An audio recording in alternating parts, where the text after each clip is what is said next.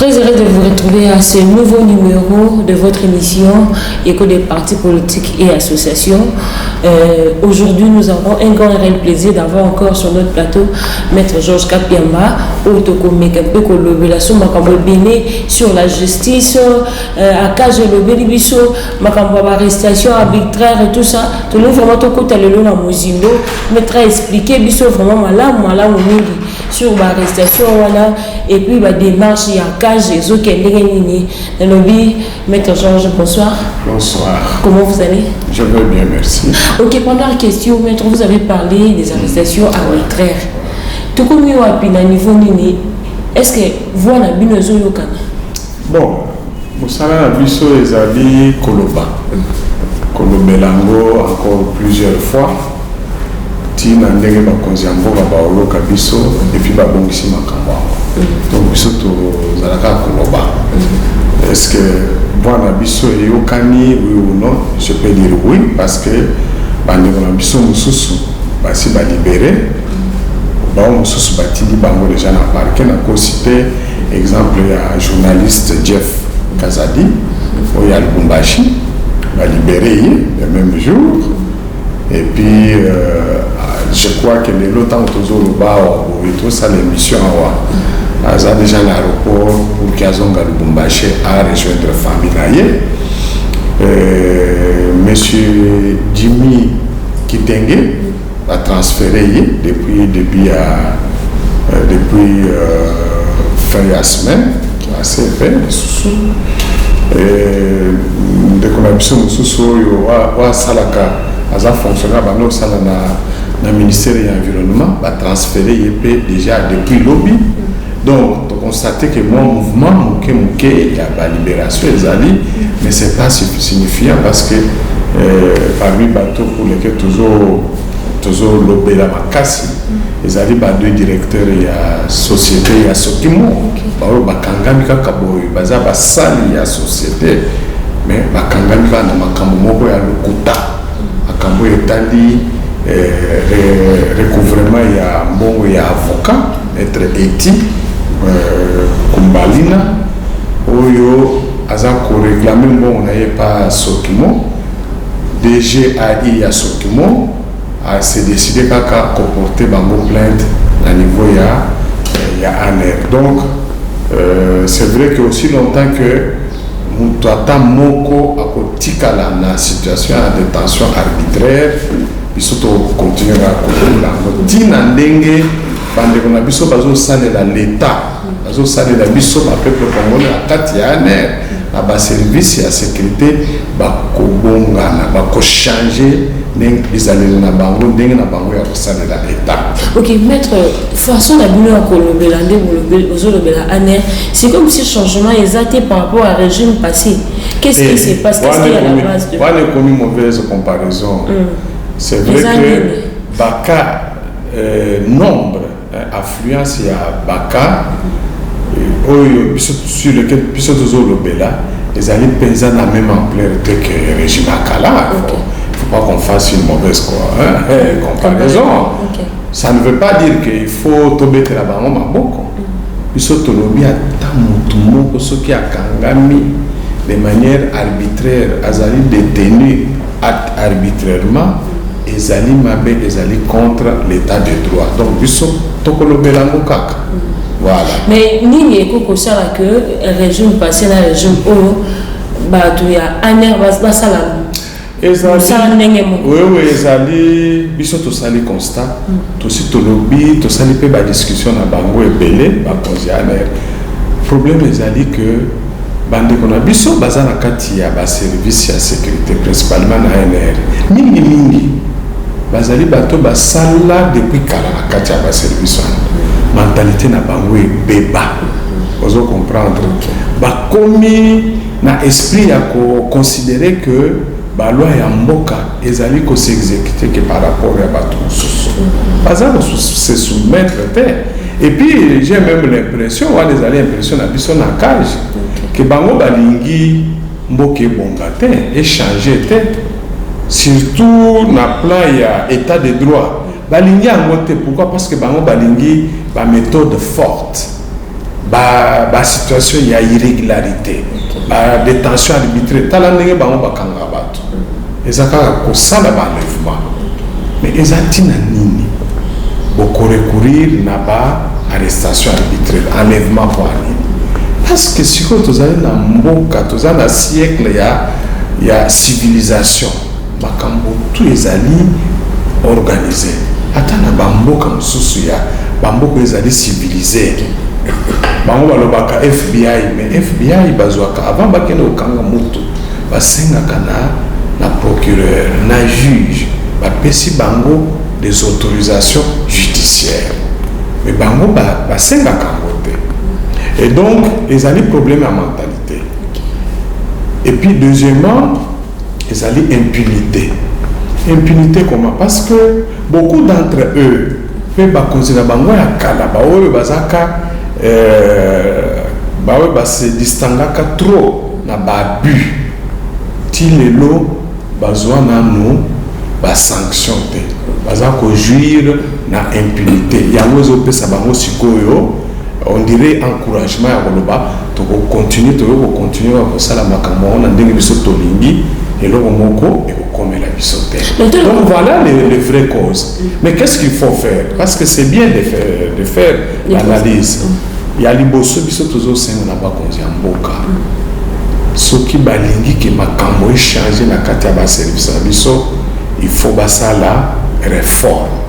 Na kati ya réforme wana ya liboso il faut ko changer batexte légaux oyo ezali corrigir ANR, DGM, DENIAP, la service nyonso ya sécurité. De sorte que na kati ya na batia ba disposition et ko rendre bango responsable ya leurs actes. Okay. Et puis bazwa lisusu occasion ya ko échapper te na poursuite. Ce qui a sali mabe bakangi pe basambisi ye bakondamné ye wana nde ko faire changer bango pe mentalité ba banga pe ko banga ko sala n'importe quoi. Deuxième chose, esengeli que la nomination est à la tenir compte na parcours ya mutu avant que comme par exemple administrateur yaner ou comme mokonzi yaner il faudrait que qu'on commence à regarder un peu le passé à mutu en weza kindeni batala pe vinaye il se comporte comment parce que tout ça si on a état de droit il faut que tout le monde soit soumis au même exercice ba oyo bazali penza plonger na recherche ya mbongo ba bien matériel bomengo na bango moko esengeli bazala mise à l'écart quelle que soit affinité oyo bakoki kozala na bakonzi ya mboka. Oui, maître Georges, vision na plutôt comment la bino eza militaire pour l'impunité et tout ça. Comité contre l'impunité. Unité pardon contre l'impunité. Voilà. Par rapport à dossier à moi mboka Jean-Marc Kabund. Toujours mon Assemblée nationale benga ya boiko kende des fois à kende parquet va convoquer mon juge azate et tout ça. Par rapport à ces dossiers la bien ma cage vous autres états ondé. Totalement tout ça qu'on observer en gros les dossiers normal et à justice. Ceux qui bengi l'Assemblée nationale et qui est pour la raison de na toujours tant na réseaux sociaux à boiko kende zali droit na rien. C'est pas un problème. Par rapport à la justice, ça ne dérange pas. Non, mais ce qui est justice, c'est benguier. Il faut attendre, répondre. Parce que ce qui a beau répondre, la justice, ça peut utiliser des moyens forts. Voilà. Mais dès à se présenter dans l'Assemblée nationale, parce qu'il faut enlever dans l'immunité. Bon, les procédures, les années prévues. Les a prévues dans la constitution.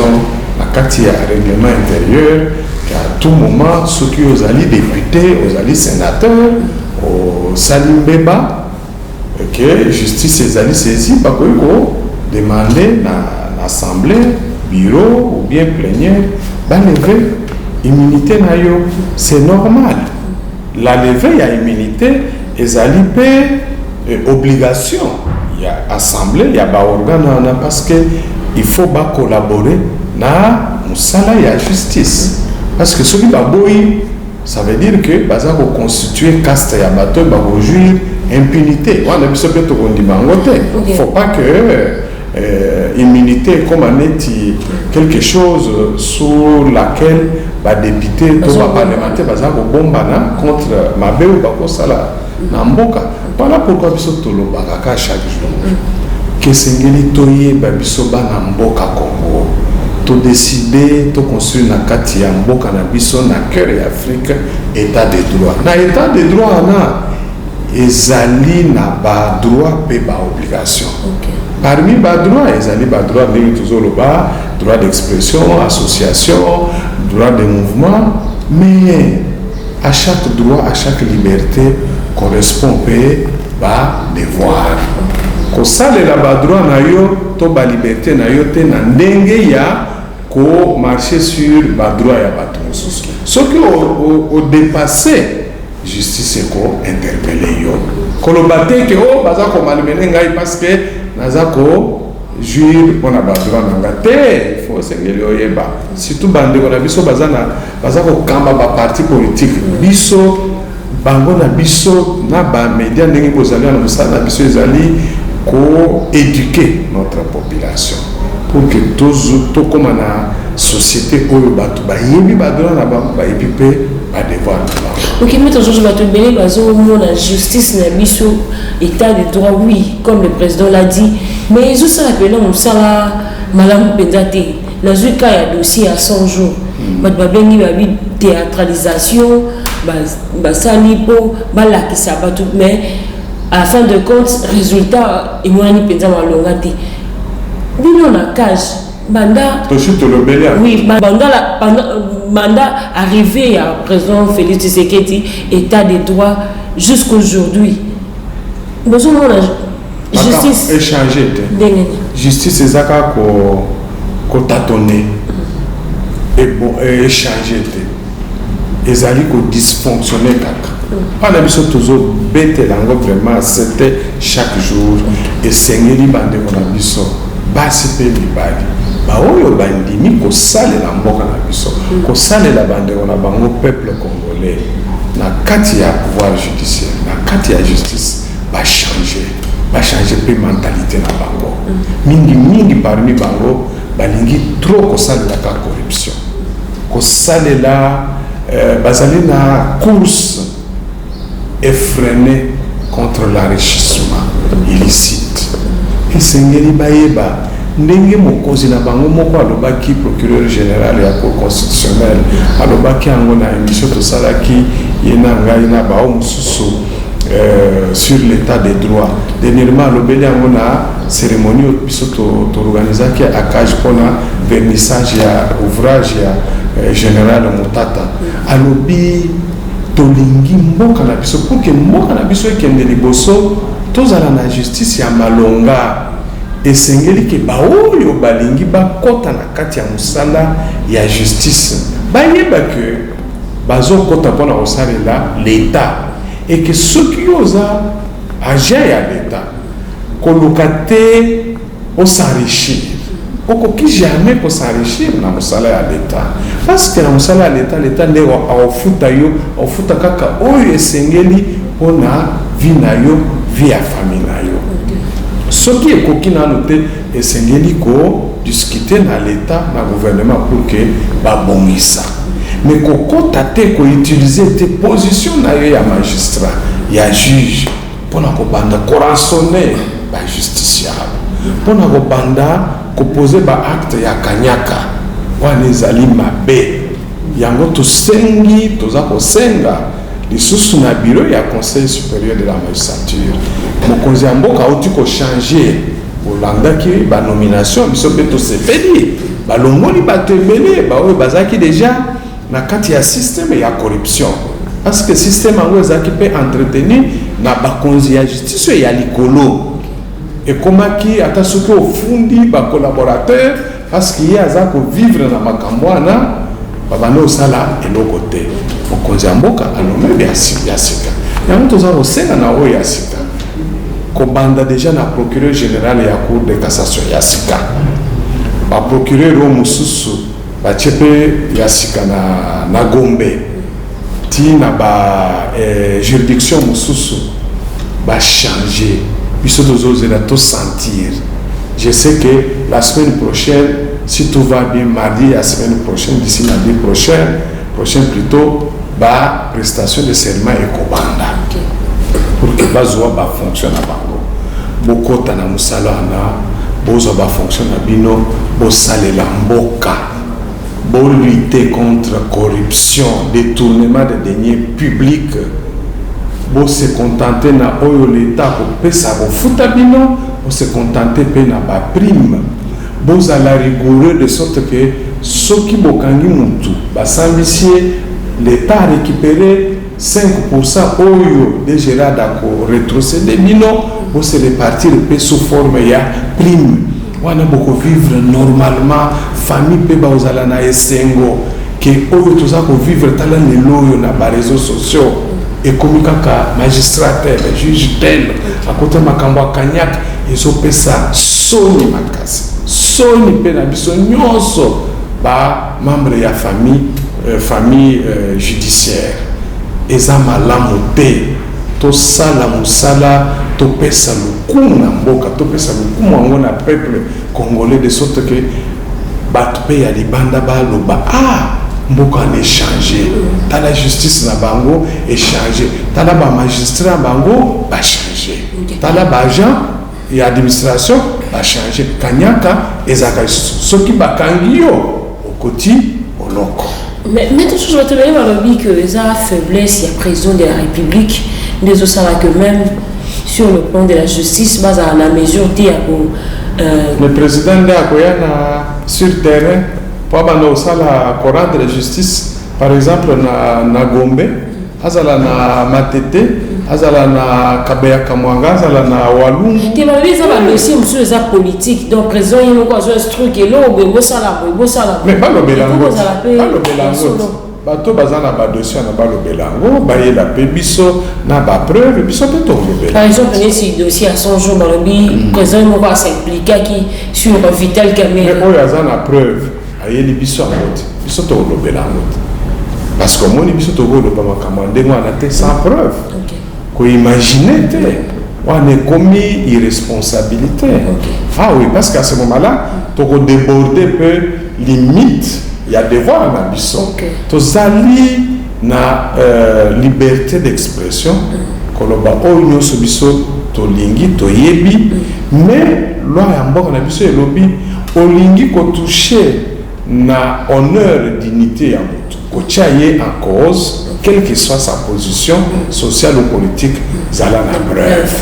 Parce que ceux qui ont la preuve te olobeli yango justice ba obeli sa olobi olobi ke ye mokonzi ya mboka asali boye pesa na biso preuve soki opesi yango te bakotalaka na loi balobi celui qui aura dit des mensonges asali diffamation imputation dommageable on va te condamner à OK donc maintenant on été que implication ya ba bourreau exacté du collège justice non c'est-à-dire que biso to lobi boye justice d'abord bango ba acteur ya justice bango de bazali ba responsable mais biso bana mboka ya Congo to lobeli bango na kati ya constitution que justice na biso ezali indépendante mokonzi ya mboka ye moko aloba kango mais etikali bango moko basalela ngote bazela bakanisi ke pression te uti na mais attends ce que aux yeux pression okoboya te mais okoboya te kolongola musala nani olongola ye soki balongoli ye aye pa na biso tosali conférence de presse tolobeli yango bana mboka nyonso bayoki yango pourquoi bakosala yango te voilà osi oyoki ata motu moko adémissionné ezali lokuta bakomisi yango prétexte mpona kosalela kanyaka s'enrichir de manière voilà kombo ya oba pression boye na boye lukuta toyebi nde système oyo ba o mususu ba tia en place chaque fois soki balingi bagagner personnellement on tozu pression tozu lukuta. OK merci beaucoup maître Georges secrétaire d'État américain à la RDC à Cage vous éliminez sur le plan sécuritaire sur le plan judiciaire également. Non, mais sur le plan judiciaire, nous attendons rien de lui parce que la justice, c'est au niveau de chez nous. Mais il y a d'autres personnes qui parlent de sanctions. Non, c'est-à-dire que nous disons par rapport à la situation de l'Est, qui nous préoccupe énormément, parce qu'aujourd'hui, nous avons plus de 300 000 hommes, femmes, enfants, vieillards, qui sont en train d'errer dans la brousse des Rutshuru, qui sont à Bunagana, à gauche, à droite, d'autres se sont réfugiés en Ouganda à cause de l'attitude des autorités rwandaises qui ont réarmé les membres du M23 qui avaient été défaits depuis 2013 parce qu'ils veulent seulement entretenir la mort et la souffrance à l'est de notre pays. Et donc, ils ont violé les droits internationaux, la Charte des Nations Unies, la Charte de l'Union africaine. Les sanctions sont prévues. Les États-Unis est l'un des membres permanents du Conseil de sécurité, important dans la prise de décision. Nous n'avons cessé de parler aux diplomates américains pour leur demander à ce que les Rwandais puissent être sanctionnés. À la fois par le Conseil de sécurité, mais aussi par les grandes nations de la démocratie, des droits de l'homme. Parce que c'est ça aussi, manifester la solidarité du peuple américain vis-à-vis du peuple congolais, surtout ceux de l'Est qui sont en train de souffrir chaque jour. Il faut que les Rwandais cessent. Voilà, c'est-à-dire les dirigeants rwandais. C'est ça, ce sont là les sanctions que nous demandons. Nous les demandons aussi au niveau de l'Union africaine. Voilà. Mais on n'a pas sorti l'implication de l'Union africaine sur ces dossiers. Quand même, il y a eu le président de la République, Anaki Nangola. Non, mais l'Union africaine a choisi d'agir sur le plan diplomatique. Le président angolais, Joao Lourenço, a été désigné comme médiateur dans cette crise en tant que président de la CIRGL, mais en tant que médiateur choisi par l'Union africaine. Donc sur ce point, il faut dire que l'Union africaine a agi, mais nous attendons maintenant, au vu des rapports des experts des Nations Unies qui sont indiscutables, que l'Union africaine prenne des sanctions contre les Rwandais. Ok, maître, tout ce qu'on a au Lingala, donc, message Nabino Akaj, le secrétaire d'État américain, et ça qui a sanctionné Rwanda. Il a sanctionné Mboka État naïe. D'ailleurs, ce que l'on dit, Malam, président, il y a commission, il y a affaires étrangères, il y a Sénat, Asia Komeli, président Joe Biden, et la secrétaire Yemoko Anthony Blinken, on a conseillé à Bango que Bazoua, États-Unis, Bazoua va sanctionner les Rwandais. Pour rapport déjà aux Nations Unies et reconnaître qu'il y a Rwanda. Et reconnaître, voilà, le rapport, exact. Rwanda a pêché ma arme, Rwanda a sali, a entraîné, à servir le territoire, pour entraîner les militaires, bon, les rebelles, donc bref, les alliés armés rwandais, les alliés, qui sont là, trouble, et bomi batou, et par la suite, ils sont aussi sur le côté du gouvernement congolais, va renouveler la sanction de sous contre les Rwandais. Ok, merci beaucoup. Un mot par rapport, il y a, et si on peut le dire, MONUSCO, il y a le voix sur l'œuvre de partout, hein. On a aussi un retrait à la casque bleue. Est-ce qu'il y a cas de soutenir l'opposition? Il faut que les Bango tozala trop objectif. Na musala oyo MONUSCO a sali kobanda Monique jusqu'à ce jour. Il ne faut jamais considérer qu'il n'y a que des choses négatives. Il y a beaucoup de choses bien oyo basali apporté na mboka oyo basali si mboka biso. Mais sur le plan, il y a dernières opérations militaires à l'Est, c'est à ce niveau-là que tu sentir vraiment flottement.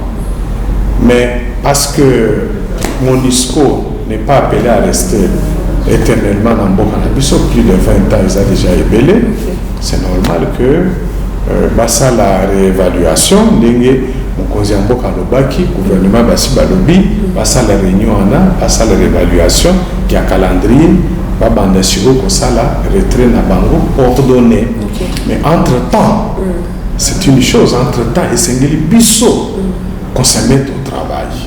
Il ne faut jamais perdre. Biso, ça veut dire quoi? Nos experts militaires, l'administration militaire, les services de sécurité, surtout les services de sécurité, batika bureau na bango pour s'éparpiller, na arrestation à pamba pambo bazo salaba, ba dossier ya droit commun, batika bureau quoi. Ba se concentrer na musala ya ko protéger mboka, ba ça la analyse anticipative, comment anticiper, comment projeter que après départ à MONUSCO, comment nous allons protéger. C'est ça d'ailleurs le problème. Musala na bango toza au senga. Batika o bazo sala kokanga kabaja ya sokimo bache bango na ba prison na makambo ya mbo. Nyo sala le koso pona oluka mbongo bafuta bango. Ba constitue na ba dossier ya ba charge, ça les éparpille. Va se concentrer maintenant. Parce que la nation, toute la nation compte sur eux. Nous tous nous comptons sur eux.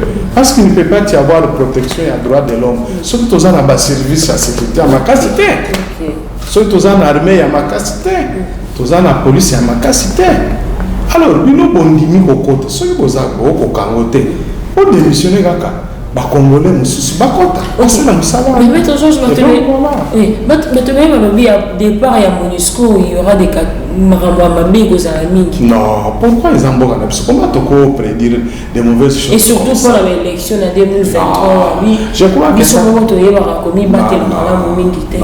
c'est ce que nous disons. Vous savez, le lendemain, comme on dit, le futur est fait par le présent. Il ne faut pas attendre qu'on soit dans le futur, effectivement, présent, futur, pour commencer à préparer. Il faut qu'on commence à préparer ça maintenant. En se disant, les troupes de la MONUSCO, toute la mission va partir. Comment est-ce que nous allons gérer Oyotopesaki Bango dans le cadre de la collaboration avec les Nations Unies? Il y a notre Sengi, ma pinga na biso, gouvernement appelle ça Bango, Mbongo. Ils sont surtout télémélés, surtout période d'examen budgétaire. Tout ça déjà na loi et programmation au gouvernement a voté déjà. J'espère que c'est déjà promulgué. Maintenant, il faut mobiliser des moyens. Mais si on veut mobiliser des moyens, il faut qu'on ait un peu de transparence. Ah, transparence, redevabilité. Et ça a été l'occasion pour donner à certaines personnes l'occasion de détourner, liberté à détourner Mbongo. Ce qui que c'est pour, par exemple, reconstruire nos centres de formation, Kotakoli, Kassapa, Kibomango, etc., pour moderniser Ango, il faut effectivement, bon, on a affecter, moderniser. Ce qui que c'est pour acheter des nouveaux véhicules. Il y a déplacement, il y a militaires, il y a policiers, moyens de communication modernes, des avions. Il faut là. Donc, il faut à la fois contrôle mais on a contrôle plus citoyen, médias, biso ONG, et na ba organe il y a contrôle net IGF, Cour des comptes, tout le monde de la bango. Voilà, c'est ça qu'il faut faire. Il faut qu'on prépare ça maintenant. Merci beaucoup. Et puis là, je voudrais terminer. Il faudrait que nous, les leaders sociaux, politiques, que nous cessons de construire l'hécatombe pour le lendemain de la RDC. Nous n'avons que ce pays. Quand les gens commencent à mijoter des plans pour que, si la MONUSCO part, il faut que le pays plonge dans, je ne sais pas, dans le chaos. Mais est-ce qu'ils se rendent compte de ce qu'ils disent là? Ça veut dire que nous-mêmes, nous préparons notre propre tombe. Non, ça ne doit pas être comme ça. Nous devons nous asseoir, réfléchir, donner les idées à ceux qui nous gouvernent aujourd'hui, veiller à ce que des initiatives prospectives soient prises et puis que les moyens soient mobilisés pour un avenir meilleur, à la fois pour nous-mêmes mais aussi pour nos enfants. Ok, merci beaucoup Maître Georges. Zalaki Maître Georges Kapia bato kota ki pena pona kolobela justice kolobela bato bele balobaki oh non Maître Georges abandé kolobaka kana régime ya Kabila. Bolandi elonga na bino Maître Georges o azo décrier makambo mabe ba arrestation arbitraire à qualité que o opposant régime ya Félix Tshisekedi alobeli yango na subino moko bana mboka o bolandi biso comprendre yango na tondi bino matondo mingi et ya koleka lisusu équipe technique au soutenir ki biso pour la kokoma tina bandako na bino na moni derrière la caméra nous ont kiasi du côté de la régie Emmanuel Mwamba et puis na batu nyonso do wazaki équipe technique pour la soutenir biso ngana bino tokutani mbala sima merci pe koleka na bino batu bokolanda biso na YouTube Peter Tiani RDC na mokili mobimba bisika bozali tokutani à la prochaine fois.